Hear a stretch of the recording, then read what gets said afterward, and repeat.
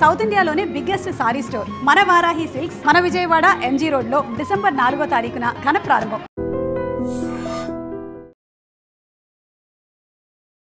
ప్రమాదాలు, దురదృష్టకరమైన ఘటనలు ఎంతో మంది ప్రాణాలను తీస్తున్నాయి.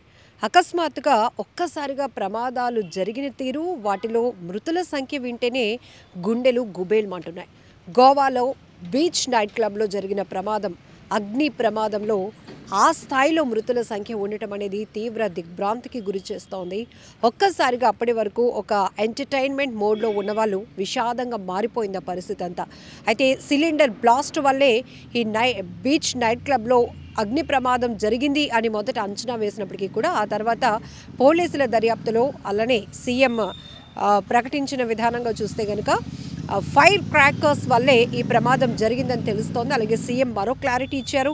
ఈ ప్రమాదం వల్ల ముందు ముగ్గురే చనిపోయారు, కానీ దాని నుంచి ఆ బ్లాస్ట్ వల్ల వచ్చినటువంటి ఆ దట్టమైన పొగ, ఆ కాలుష్యం వల్ల, ఆ వాయువుల వల్ల ఊపిరాడక మిగతా వాళ్ళు చనిపోయారు. ఇప్పటికే 26 మంది వరకు ఈ ప్రమాదంలో మృతుల సంఖ్య ఉన్నట్టుగా తెలుస్తోంది. ఇంకొంతమంది అండర్ ట్రీట్మెంట్లో ఉన్నారు. కానీ ఏది ఏమైనప్పటికీ చాలా బాధాకరమైన ఘటన.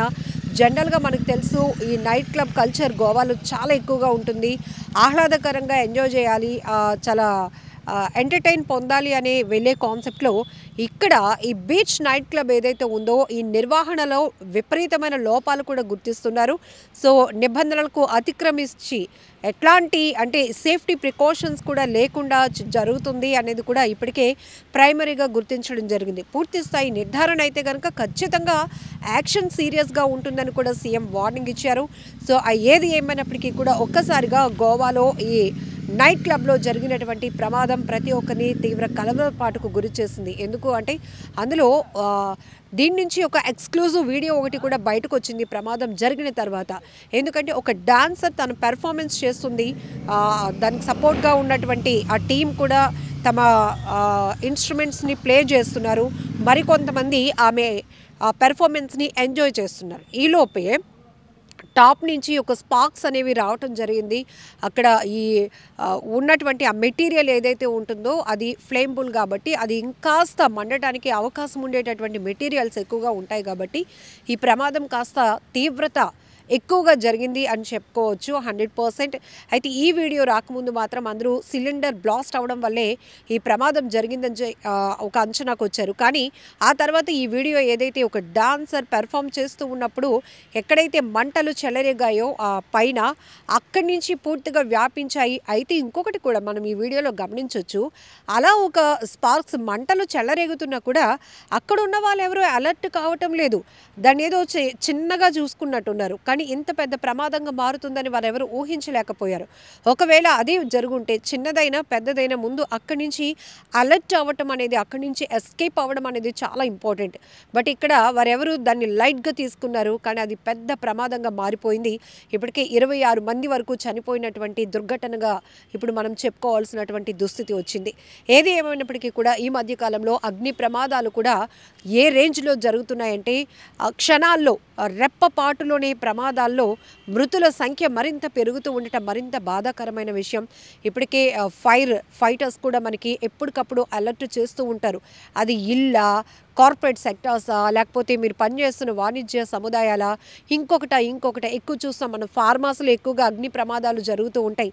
ఫస్ట్ ఏదైనా ఒక ప్రమాదం జరిగినప్పుడు అక్కడి నుంచి ప్రాణ నష్టం లేకుండా చూసుకోవడం అనేది పెద్ద ఇంపార్టెంట్ పాయింట్ ఇక్కడ. కానీ కొంతమంది దాన్ని లైట్గా తీసుకుంటారు, మనం దాన్ని కంట్రోల్ చేసేయగలము అనే ఆలోచనలో ఉంటారు. ఇక్కడ కూడా గోవాలో నుంచి రిలీజ్ అయిన ఈ వీడియో నైట్ క్లబ్లో ఆ టైంలో ప్రమాదం స్టార్ట్ అయినటువంటి ఆ సందర్భంలో రికార్డ్ అయిన వీడియో కూడా చూస్తుంటే వారెవరు అలర్ట్ అవ్వటం లేదు, పెద్దగా అక్కడి నుంచి వెళ్ళటానికి కూడా ఇష్టపడట్లేదు. కాబట్టి అందులో చిక్కుకుపోయిన వారి సంఖ్య ఎక్కువగా ఉండటం వల్ల అది కాస్త వాళ్ళ ప్రాణాల మీదకు వచ్చినటువంటి పరిస్థితి ఉంది. ఏది ఏమైనప్పటికీ కూడా ఎప్పటికప్పుడు మీడియా ద్వారా ప్రమాదాల గురించి చెప్పడమే కాదు, ప్రమాదాలు ఎందుకు జరుగుతున్నాయో విశ్లేషించడమే కాదు, ప్రమాదాలు జరగకుండా జరిగినప్పుడు కూడా తీసుకోవాల్సిన జాగ్రత్తల గురించి ఎప్పటికప్పుడు నిపుణులతో మేము కొన్ని ఇన్ఫర్మేషన్ వీడియోస్ మీకు షేర్ చేస్తున్నప్పుడు కాస్త మీ వాల్యుబుల్ టైంని కూడా స్పేర్ చేసి కొంచెం టైం ఇచ్చి నాలెడ్జ్ గెయిన్ చేయండి. సో ఇలాంటి ప్రమాదాలు జరిగినప్పుడు ఇమీడియట్గా మనం ఎలా తప్పించుకోవాలి, ఒకవేళ ఆస్తి నష్టం పెద్దగా జరిగినా అది సెకండరీ. బట్ ముందు ప్రాణ నష్టం జరగకుండా ఉండాలంటే ఎలాంటి చర్యలు తీసుకోవాలి?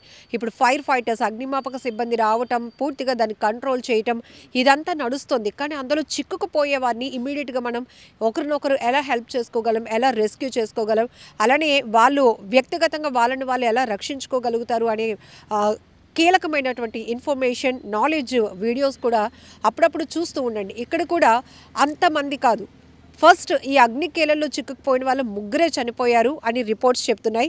ఆ తర్వాత మిగతా వాళ్ళు ఏంటంటే ఈ ఫాగ్ ఏదైతే ఉంటుందో ఈ అగ్నికీలలో ఒక్కసారిగా క్లబ్ అంతా తగలబడిపోయింది. ఆ ధాటికి వీరంతా కూడా ఊపిరాడక మిగతా వాళ్ళు కూడా చనిపోయారు అనేటటువంటి స్టేట్మెంట్ వస్తోంది. దీన్ని బట్టి మనం అర్థం చేసుకోవచ్చు ప్రమాదాలు జరగకుండా ఎంత జాగ్రత్తగా ఉండాలో. అది కూడా పబ్లిక్ గ్యాదరింగ్ ఎక్కువగా ఉన్న చోట. ఇప్పుడు మళ్ళీ 31st జనవరి 1 ఈవెంట్స్ కూడా వస్తున్నాయి. భారీ ఈవెంట్స్ కూడా చేస్తూ ఉంటారు. అది రెగ్యులర్గా వాళ్ళకి అలవాటైన చర్య కావచ్చు. కానీ ఒక్కొక్కసారి జరిగే చిన్నపాటి నిర్లక్ష్యం, నెగ్లిజెన్సీ వల్ల ఎంత పెద్ద ప్రమాదాలు జరుగుతాయో కూడా ఇలాంటివి మనం ఒక ఎగ్జాంపుల్గా తీసుకొని ప్రమాదాల నివారణకు చాలా కేర్ఫుల్గా ఉండాల్సినటువంటి అవసరం ఎంతైనా ఉంది. నిజంగా ప్రస్తుతం ఉన్నటువంటి సమాజం దేనికి ప్రయారిటీ ఇస్తుంది? ఆర్థిక సంబంధాల చుట్టూ మాత్రమే తిరుగుతుంది. మళ్ళీ ఎన్నికలంగానే చాలా విరక్తి కలుగుతాం.